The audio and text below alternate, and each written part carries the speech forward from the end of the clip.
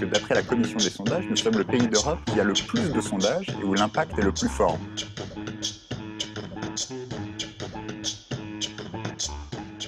Bonjour, 36 000 communes en France et combien de sondages n'exagérons rien, il n'y en a pas autant, mais il y en tombe chaque semaine des dizaines, en fait dans toutes les grandes villes et dans toutes les moyennes villes de France. Que valent-ils? Que pèsent-ils? Combien d'infos? Combien d'intox dans ces sondages? On en parle tout de suite pour le 5e numéro d'Objection, le rendez-vous de Mediapart. Notre invité cette semaine, c'est Jean-Pierre Sueur. Bonjour. Bonjour. Vous êtes sénateur socialiste et vous êtes co-rapporteur d'une loi qui a une caractéristique. Elle a été votée en 2011 par le Sénat et puis l'Assemblée l'a comme oubliée. Pour vous inviter, pour vous interroger à mes côtés, Michael Hajdenberg de la rédaction de Mediapart. Sans vouloir exagérer, Michael, cette loi, elle s'est complètement perdue dans les sables. Oui, c'est peut-être le signe d'un rapport particulier qu'a la France au sondage, puisque d'après la commission des sondages, nous sommes le pays d'Europe qui a le plus de sondages et où l'impact est le plus fort, en termes de une de journaux, en termes de reprises diverses et variées. Alors pas chez nous à Mediapart, puisqu'on ne commande pas et on ne commente pas non plus les sondages. Nous avons de fortes réserves, et vous aussi, puisqu'avec votre collègue Hugues Portelli, sénateur UMP, vous avez d'abord rédigé un rapport, puis fait une proposition de loi qui a été votée à l'unanimité au Sénat en février 2011, et c'est quand même suffisamment rare pour être souligné. Et puis plus rien, effectivement, ça devait être inscrit à l'ordre du jour de l'Assemblée nationale. La droite ne l'a pas fait. À l'époque, Jean-Marc Ayrault, dans l'opposition, nous disait « nous allons le faire, nous allons profiter d'une niche parlementaire pour l'inscrire ». Il ne l'a pas fait. La gauche est arrivée au pouvoir, et puis toujours rien. Donc est-ce que Jean-Marc Ayrault vous a dit pourquoi il a renoncé? C'est quand même pas un sondage qui l'a fait se dédire. Alors, je vous remercie tout d'abord de m'avoir invité, parce que c'est l'occasion de reparler de cette proposition de loi. C'est une proposition de loi que volontairement nous avons faite à deux, Hugues Portelli, UMP, Jean-Pierre Sueur, président de la commission des lois, PS. Et pourquoi nous avons fait cela à deux? Je n'étais pas président de la commission des lois à cette période, parce que nous nous sommes dit, si c'est seulement un représentant d'un bord ou d'un autre qui présente cela, ça pourrait être suspecté. Nous l'avons fait ensemble et c'est pourquoi cela a été voté à l'unanimité. Et je dois même vous dire quelque chose. Nous avons d'abord fait un rapport. Et en faisant ce rapport, nous avons beaucoup interviewé, écouté, auditionné ce que j'appelle nos amis les sondeurs. Les instituts de sondage, qui n'étaient pas tellement favorables à certaines de nos propositions. En entendant, ils étaient même quasiment défavorables. Donc, justement... Et alors, on a été véloce, puisque après le rapport, on a tout de suite présenté une proposition de loi qui a été rapidement votée. Alors ensuite... Tout le monde est d'accord, et puis ensuite, plus rien. Et puis ensuite, c'est arrivé à l'Assemblée nationale, qui n'a pas voulu en entendre parler. J'ai entendu que l'Élysée, à l'époque, était radicalement contre. Mais Jean-Marc Ayrault était pour. Jean-Marc Ayrault était pour. Et là, ce qu'on me dit, parce que j'ai souvent parlé avec mes homologues de la Commission des lois de l'Assemblée nationale, avec le gouvernement, l'ordre du jour est beaucoup trop chargé, on n'y arrive pas, c'est plein comme un œuf, c'est utile, c'est nécessaire, mais c'est pas le moment. Alors je voudrais... Non, mais je veux pousser un coup de gueule devant vous, c'est l'occasion, pour tous ceux qui nous regarderont, pour dire que c'est anormal, et qu'il faut absolument que l'on vote cette proposition de loi, quitte à ce qu'elle soit amendée, car aujourd'hui, on a une loi sur les sondages qui date de 1977, c'est-à-dire qu'elle est complètement archaïque, enfin elle ne correspond plus du tout à la réalité. Donc il faut le faire. Il faut le faire. Alors si c'est pas fait, c'est uniquement pour les raisons qu'on vous dit, ou bien parce que il y a ce qu'on appelle des lobbies, disons-le clairement, qui interviennent. Je vais être franc avec vous. Allez-y. Il y a une pression très forte. De la part de qui? De la part des instituts de sondage qui n'ont jamais été très fanatiques de cette loi, de cette proposition de loi. Et comme nos amis les sondeurs connaissent beaucoup de monde dans la classe politique, ils ont des capacités d'écriture, de parole. Ils ont dit mais ce n'est pas réaliste, ce n'est pas responsable, c'est pas faisable, etc. Comment ils arrivent à convaincre? Est-ce qu'ils ont des moyens de pression? Non, mais attendez, au Sénat, Les sénateurs se connaissent aussi bien les sondages, les instituts de sondage. On est arrivé à ce que ce soit voté à l'unanimité. Je me battrai avec Hugues Portelli, nous nous battrons jusqu'à ce que cette loi passe. Mais je vais vous dire pourquoi. Il y a plusieurs raisons. D'abord, nous demandons que l'on publie les marges d'erreur. Vous comprenez? Alors, on va en parler, mais éclairez-nous, puisque vous avez décidé d'être franc aujourd'hui. Oui, tout à fait. Qui sont les députés ou les personnes qui ont une oreille attentive à ce que leur disent les sondeurs? Parce qu'après tout, les sondeurs, ils forment un lobby. Tout le monde forme des lobbies. Mais qui est-ce qui est sensible à ces lobbies? J'ai entendu des gens de droite comme de gauche me dire que ce n'était pas très réaliste, reprenant ce que disaient les sondeurs. Et c'est qui ces gens, vous pouvez nous dire? Un certain nombre de gens de toutes catégories. Vous ne voulez pas nous dire leur nom? Non, je ne vais pas désigner du doigt, parce que je crois qu'il faudrait désigner pas mal de monde. Pas mal de monde, parce pas mal de députés? De gens ou de sénateurs, mais les sénateurs ont voté à l'unanimité. Oui. Parce qu'il y a eu un très bon débat. Et puis parce que nous étions là, nous avons expliqué pourquoi nous voulions changer la loi. Mais je sens une résistance diffuse, vous comprenez, on ne me dit pas on est contre, on me dit c'est important, il faut le faire, mais ce n'est pas le moment, ce n'est jamais le moment. Moi je dis que c'est largement le moment. Vous pensez que pour les municipales, par exemple, on a l'impression qu'il y en a vraiment beaucoup. Mais il y en a davantage qu'avant, ou c'est une sensation? D'abord, il y a des sondages qui ne servent à rien, sinon peut-être à sécuriser ou à rassurer des élus. Je vais vous donner un exemple concret par rapport aux municipales. Si vous interrogez les gens sur la culture, le sport, le stationnement et la circulation, dans toutes les villes de France et de Navarre, les réponses les plus mauvaises, ce sera sur le stationnement et la circulation, parce qu'on ne peut pas se garer. Même si le maire fait 5 parkings, etc., on dira encore cela. Par contre, la culture, le sport, en général, on trouve que c'est pas mal, que ce qui se passe, c'est pas mal. Donc il y a plutôt de bons sondages. Bon, sur la sécurité, en général, il y a plutôt une perception selon laquelle il n'y a pas assez de sécurité. Mais ce sont des choses extrêmement banales. Et finalement, on n'apprend pas grand-chose en lisant les sondages. Mais ça fait partie de la démocratie, ça existe. Et nous, ce que nous voulons avec Hugues Portelli, c'est qu'on dise la vérité, tout simplement. La vérité. Alors, la vérité, c'est quoi? C'est que si vous publiez dans un journal à l'approche du second tour, vous avez 49-51. Ça ne signifie rien. En parler. Hein? Ça signifie rien, parce que si le sondage est fait avec 900 personnes, ça veut dire que c'est 49 plus ou moins 2,5 et 51 plus ou moins 2,5. Donc ça peut tout à fait se renverser.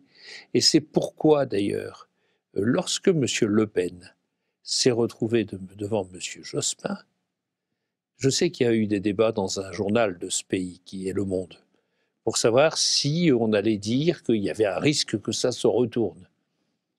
Puis finalement, ils ont hésité, ils n'ont rien fait. Mais à partir du moment où, dans les chiffres qui étaient donnés, Le Pen était derrière Jospin, mais il était derrière d'un point ou d'un point et demi. Si la marge d'erreur, parce que vous n'avez pris que 600 personnes pour des raisons de finances, est de plus ou moins 3, la vérité, c'est qu'on savait, noir sur blanc, que ça pouvait tout à fait se retourner. Et si on avait dit il y a un risque réel que Le Pen soit devant Jospin, peut-être que beaucoup d'électeurs auraient d'ailleurs voté différemment.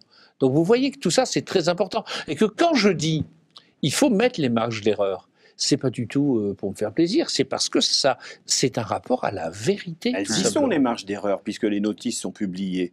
Non. Suite à notre proposition de loi, y compris le Figaro avait mis en petit caractère les marges d'erreur. Mais comme la proposition de loi n'est pas passée, eh bien aujourd'hui, elles ne sont pas publiées. De même, je vais vous dire, nous demandons dans notre proposition de loi que tout ce qui est envoyé à la commission des sondages soit rendu public sur le site de la commission des sondages, et en particulier les redressements. Parce que vous avez des résultats bruts et vous avez des redressements. Oui. Et alors, il y a une sorte d'unanimité des sondeurs, dans un premier temps, pour nous dire qu'il ne faut pas mettre les marges d'erreur. Je vais même vous dire ce qu'ils disent. Et ce que reprennent certains politiques. Ils disent, comme en France, on utilise la méthode des quotas, alors on ne peut pas donner de marge d'erreur. Sauf que nous avons travaillé avec des statisticiens, des mathématiciens, des probabilistes, et nous avons établi qu'il est possible de donner la marge d'erreur, y compris avec la méthode par quota.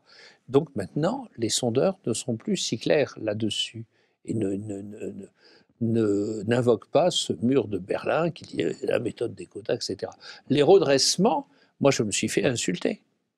On m'a dit, mais vous ne vous rendez pas compte, avec ce que vous demandez, les gens ne comprendront plus rien. On dit, les gens sont des imbéciles.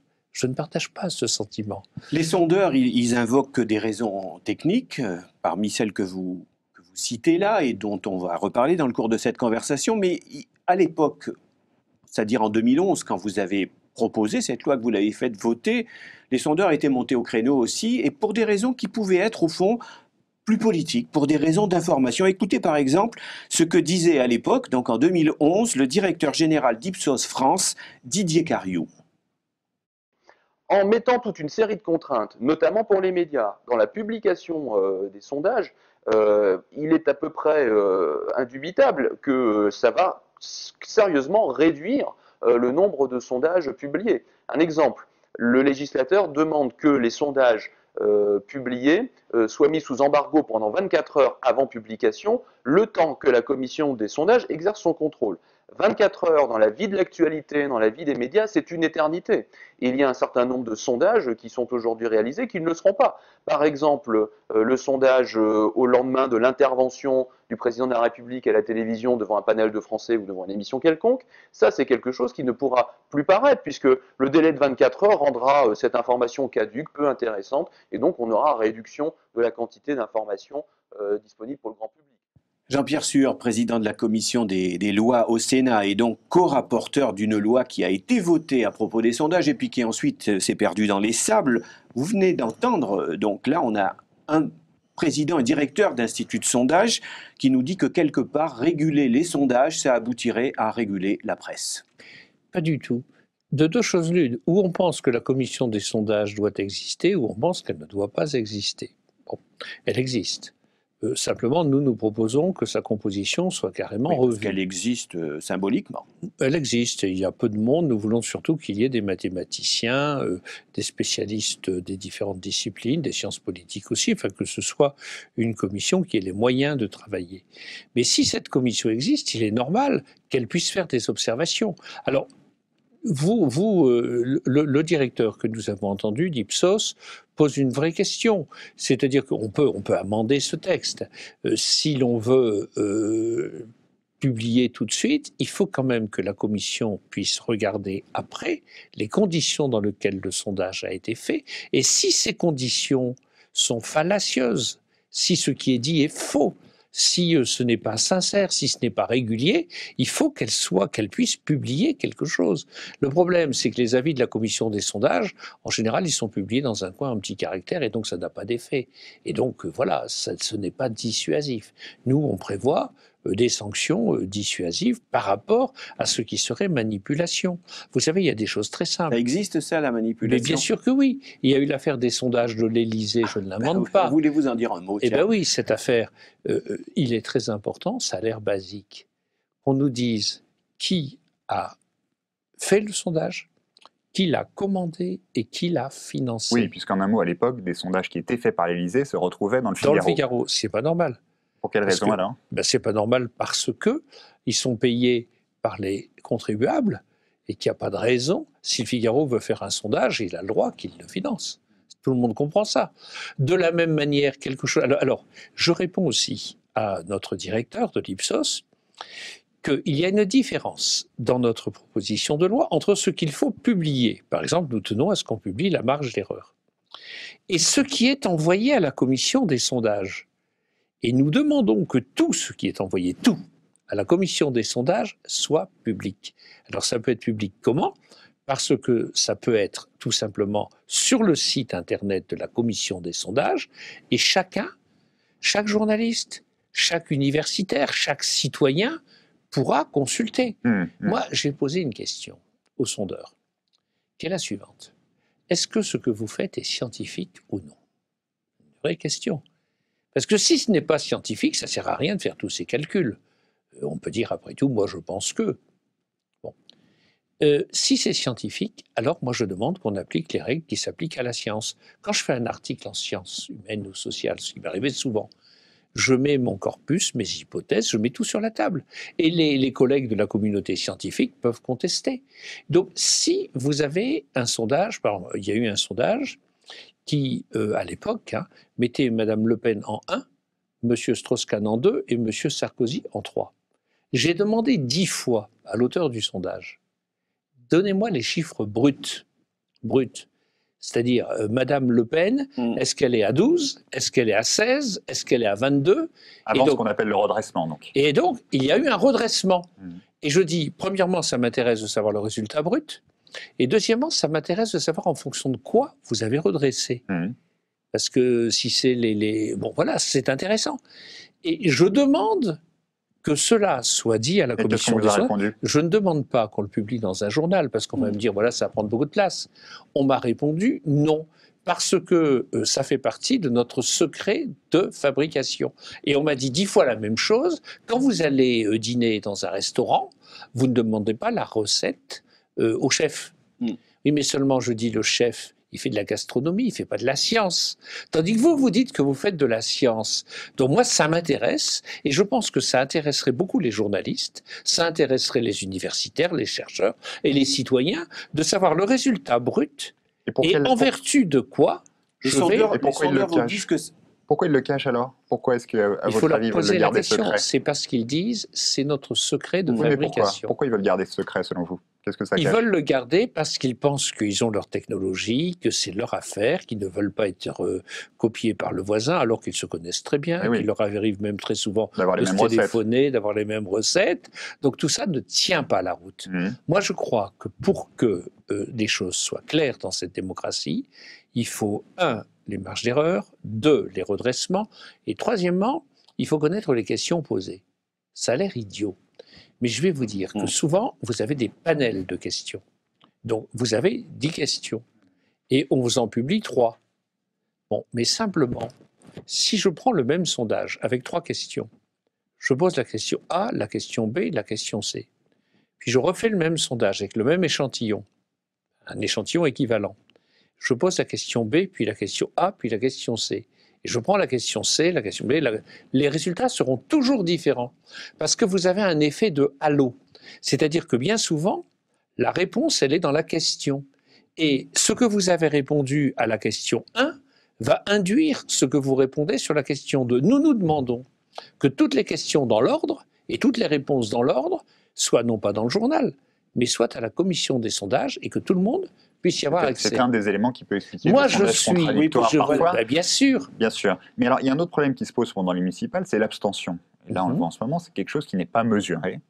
Comment est-ce qu'on peut faire, puisqu'il n'y a rien, à ma connaissance, dans votre proposition de loi, pour améliorer ce point-là et que donc on prenne en compte quelque chose qui est très important, puisqu'elle approchera, par exemple, au municipal, peut-être 40 ou 45% des voix. Si vous faites les choses sérieusement, avec un échantillon important, vous pouvez prédire aussi l'abstention, avec une marge d'erreur.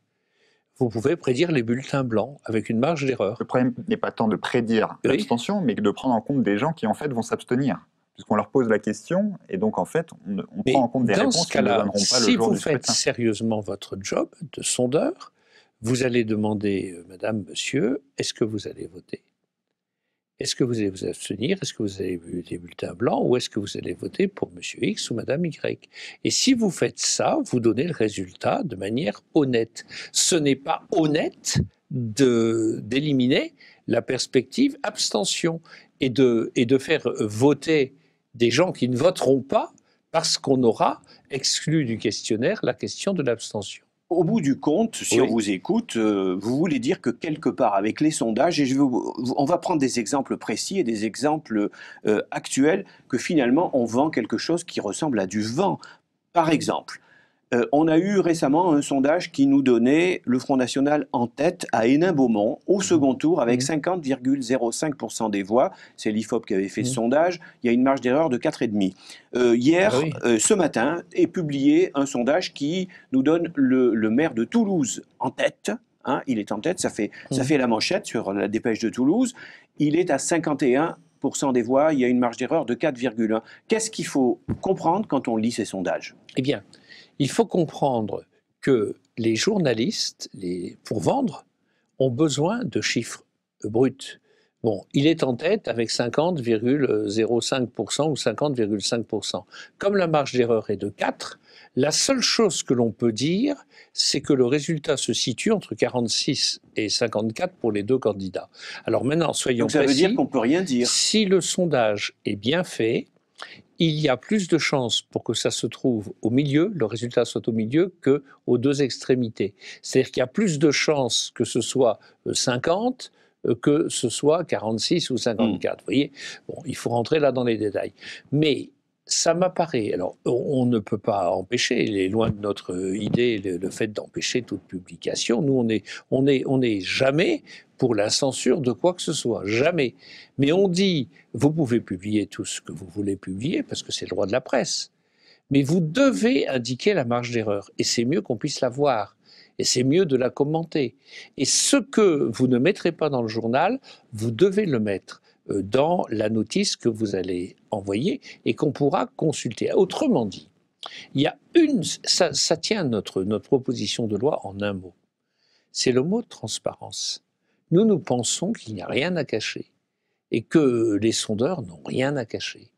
Et que si on ne cache rien, ça changera, y compris les commentaires dans la presse. Est-ce qu'il y a des points sur lesquels il y a eu des évolutions depuis votre rapport? Je pense par exemple à Internet, à une époque, Mediapart s'en était fait l'écho, des cadeaux étaient faits aux personnes qui répondaient sur Internet. Alors, il y a eu une évolution, c'est que pratiquement dans la communauté des sondeurs, alors qu'au départ ils étaient radicalement contre, là ils ne s'opposent plus à la publication des marges d'erreur. Donc raison de plus pour voter ce texte, parce que comme il y a un consensus qui peu à peu s'est établi, difficilement, voilà, ce sera un acquis. Alors maintenant, nous avons pris avec Hugues Portelli une position très claire. On peut la contester.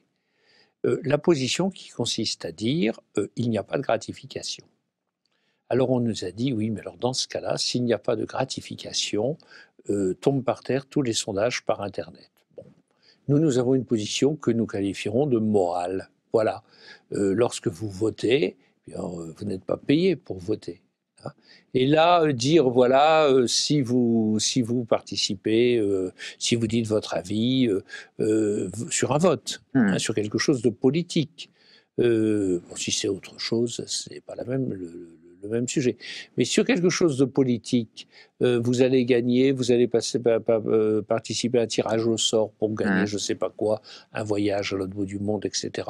Pour nous, c'est pas très digne. C'est une forme de corruption, c'est quoi? C'est pas très digne.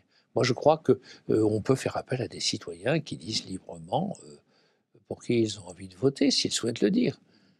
Jean-Pierre Sueur, on va aborder la dernière partie de notre entretien et on va essayer d'aborder quelque chose qui est peut-être encore plus complexe et qui est l'attitude des politiques vis-à-vis des sondages. On a un exemple qu'on va entendre là. On a reçu Ramaya il y a 3 semaines dans cette émission, donc dans Objection. Elle parlait de sa concurrence à propos d'une investiture pour les élections européennes avec Marielle de Sarnez. Et on lui demandait, vous allez l'entendre, qui est la meilleure, etc. Et écoutez la réponse qu'elle nous a faite. Moi, je veux dire, on est en politique, on est dans un parti qui démarre, on n'a pas le droit de se rater. C'est une élection phare pour le centre droit en France. C'est une occasion unique, c'est-à-dire beaucoup plus que les municipales ou les autres élections qui vont venir derrière comme les régionales. Occasion unique pour nous de frapper fort. Donc on choisit le meilleur. Alors, c'est qui le meilleur? C'est vous ou c'est Marielle de Sarnez? C'est le renouvellement ou l'expérience finalement? Mais le meilleur. Le meilleur, ça peut être le renouvellement. renouvellement. Le meilleur, dites-nous, puisque c'est ou vous ou elle, vous pensez que vous êtes la meilleure. Regardons ce que disent les sondages. Donc c'est vous. Regardons ce que disent les sondages. Regardons ce que disent les sondages. Est-ce qu'il n'y a pas là tout un aveu et qui peut concerner l'ensemble des politiques, à savoir que finalement les politiques ont envie que les sondages décident à leur place? Oui, et je vais vous dire, moi j'ai une position là-dessus assez radicale. Je pense que la politique est malade de l'opinion. Qu'est-ce que c'est que l'opinion? Je ne sais pas. Vous savez, si les politiques tous les matins, en se réveillant, se disent « Qu'est-ce que je vais dire? Qu'est-ce que je vais faire pour ressembler à l'idée que je me fais de ce qu'attend l'opinion, le Dieu moderne, l'opinion, d'après les sondages ?» Ils vont tous se dire la même chose, ils vont tous dire la même chose, ils vont tous essayer de coller à cette chose, l'opinion, qui est une construction. Bourdieu a écrit des pages là-dessus tout à fait remarquables.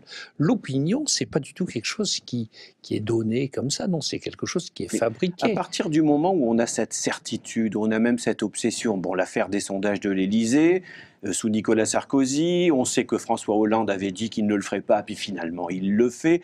Est-ce que ça ne veut pas dire au bout du compte que vous, quelle que soit la loi que vous puissiez faire voter, si vous parvenez à la faire voter, ça ne changera rien du tout parce qu'il y a dans la tête des politiques cette idée que c'est l'opinion qui doit dicter, que ce n'est plus eux qui doivent mener l'opinion et l'éclairer. Ça doit changer les choses puisqu'il y aura toujours des sondages et tant qu'à faire, autant qu'ils soient mieux faits, autant que ce soit transparent et qu'on connaisse tout sur les sondages. Ça évite les manipulations. Parce qu'aujourd'hui, personne ne vous interdit de publier tout un tas de choses qui peuvent être fausses. Il peut y avoir des sondages parfaitement biaisés. Vous envoyez tous les jours des manipulations? Tous les jours, ça dépend des questions que vous posez. Ça dépend du choix que vous faites entre les questions. Je suis sûr qu'au municipal, vous avez des candidats qui ont fait des questionnaires où il y avait 20 questions et qui n'en publient que 4. Ils ne vont pas publier, etc., etc. Donc, moi, je vais vous dire, l'opinion, si c'est pour suivre l'opinion comme un mouton, ça ne sert à rien de faire de la politique. Est-ce que vous pensez que sans les sondages, aujourd'hui, la Turquie serait dans l'Europe, la PMA aurait été votée, ou que les étrangers auraient le droit de vote aux élections locales? On en est là? Je ne pense pas, enfin je ne sais pas. Mais ce que je crois en tout cas, c'est que ce qui compte dans la politique, c'est pas comment je vais faire pour répondre à l'idée que je me fais de ce que dit l'opinion, mais c'est qu'est-ce que je crois, juste. Il y a des quantités d'exemples. Vous comprenez, l'affaire Dreyfus est loin.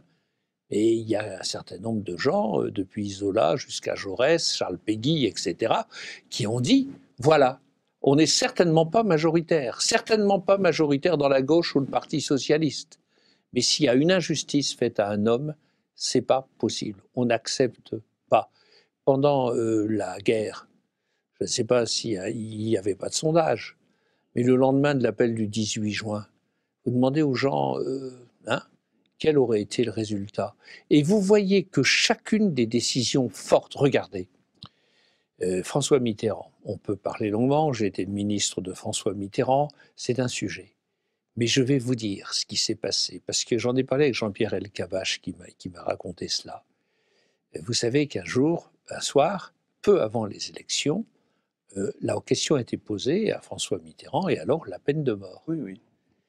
Il a dit « Je sais que la majorité des Français sont contre les sondages. Mais moi, je suis pour, et c'est mon honneur et c'est ma conscience. Oui, et donc, je suis pas dans la disposition d'esprit. » Alors, à la fin de l'émission, c'est Jean-Pierre Elkabbach qui m'a raconté ça. Les membres du staff de Mitterrand sont venus le voir, je leur ai dit, voilà, vous voulez nous faire perdre, vous avez fait exprès de poser cette question, etc. Mais je vais vous dire, non seulement François Mitterrand a eu raison, il aurait pu faire du mauvais Mitterrand, ça existe. Dire, bah, écoutez, voilà, je suis pour, mais enfin, il faut laisser du temps au temps, nous verrons, un truc comme ça. Je pense que le fait qu'il ait parlé clair, y compris par rapport aux gens qui étaient contre, ça l'a servi. Et cet exemple-là, pour moi, il est formidable. Parce qu'il montre que la raison d'être de la politique, c'est ce que l'on croit juste. Alors, ne jetons pas tout. C'est utile de connaître les enquêtes d'opinion, bien sûr, mais il ne faut pas les sacraliser. Un tout petit mot, vraiment un tout petit mot, on arrive au bout de notre entretien. Ce que vous venez de dire sur François Mitterrand qui est capable de dépasser les sondages, que vous venez de dire des sondages, de l'opinion en général, est-ce que ça ne peut pas s'adresser un petit peu à vos amis du gouvernement et à votre président François Hollande? Mais ça s'adresse à tout le monde. Oui, mais non, je vous pose une question. À tout le monde, et je... Est-ce que vous regrettez, vous avez l'impression qu'il suit trop et qu'il ne décide pas assez? Non, moi je pense, je vais vous dire, que quand François Hollande présente le 31 décembre dernier un choix très clair, je pense qu'il a raison, je partage ce choix. Et je pense que c'eût été mieux qu'il le présentât tout de suite, au lendemain de l'élection. Je pense qu'on a intérêt à une politique claire, quitte à, si on se trompe, à dire « je me suis trompé ». Je sais que ça se fait pas tellement dans les mœurs du politique, mais je pense que ce sont les convictions qui comptent d'abord, c'est ce qui reste, et il ne faut surtout pas sacraliser les enquêtes d'opinion qui peuvent être utiles dès lors qu'elles sont bien faites. En tout cas, si par cette émission, vous m'avez permis de dire on ne peut plus continuer avec la loi de 77. Donc il y a une loi Portelli Sueur. Bon, ou bien vous la changez, elle n'est pas parfaite, on peut l'améliorer, mais en tout cas, ce que je n'accepte pas, ce qu'on ne doit plus accepter, c'est qu'on continue à la mettre dans un placard. Eh bien, vous aurez rendu grand service à la démocratie. Sortez la loi sur les sondages de son placard. C'était donc Jean-Pierre Sueur. Merci d'avoir été notre invité pour ce 5e numéro d'Objection, le rendez-vous de Mediapart en partenariat avec Dailymotion. La semaine prochaine, on va aborder le rôle du maire, sa grandeur, ses servitudes, ses devoirs et parfois ses risques. Donc, à tout de suite.